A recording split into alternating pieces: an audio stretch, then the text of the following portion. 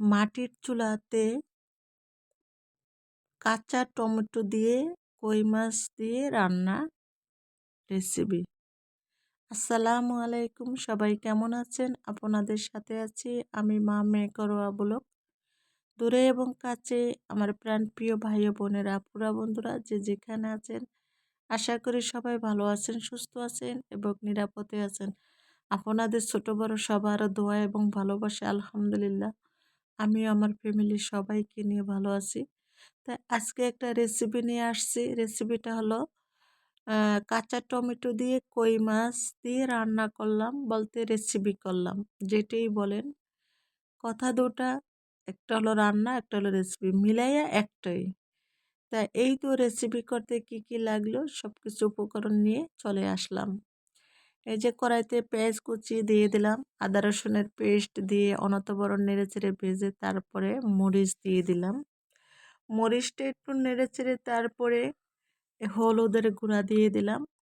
হলুদের গুঁড়া দিয়ে তারপরে একটু পানি এড করলাম। আর হলুদের গুঁড়া দেওয়ার সাথে সাথে পানিটা দেওয়ার চেষ্টা করবেন, তাহলে কালারটা সুন্দর আসে, দেখতেও অনেক সুন্দর আর খেতেও অনেক মজা। তাই এই তো কিছুক্ষণের জন্য অনবরত নেড়েচেড়ে তারপরে মরিচটা কষায়া কাঁচা টমেটোটা দিয়ে দিলাম। কাঁচা টমেটো দিয়া কই মাছের রেসিপি করলে সেই মজা। তারপরে আমি কি করলাম যে অনবরত নেড়েচেড়ে এখন আমি একটা ঢাকনার সাহায্যে ঢেকে রাখলাম। ঢাকনাটা আবার তুলে নিলাম, তুলে নিয়ে দেখলাম যে কি অবস্থায় আছে, কেমন আছে। তারপরে একটু পানি এড করে দিলাম। পানিটা এড করে অনবরত নেড়েচেড়ে তারপরে একটা ঢাকনার সাহায্যে ঢেকে রাখলাম। আর এই তো দেখতে দেখতে প্রায় আমার কই মাছের রেসিপি হয়ে গেছে। কই মাছের রেসিপিটা হলো, জানেন, ছোটবেলা আমরা বৌমাছি খেলতাম আর বলতাম, ওই বাড়ি গেছিলাম, কই মাছ খাইছিলাম, কই মাছের তেলে পেট ব্যথা করে। তাই এইভাবে করে আমরা বৌমাছি, কানামাছি বলেন, এগুলা খেলতাম আর এই ছিঁড়া দিতাম।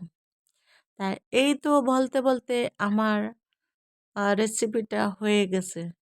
তাই আমার বন্ধুরা যারা আমার এই ভিডিওটা এই পর্যন্ত দেখছেন, লাইক দিতে ভুলে গেছেন, মনে করে লাইকটা দিয়ে দিবেন।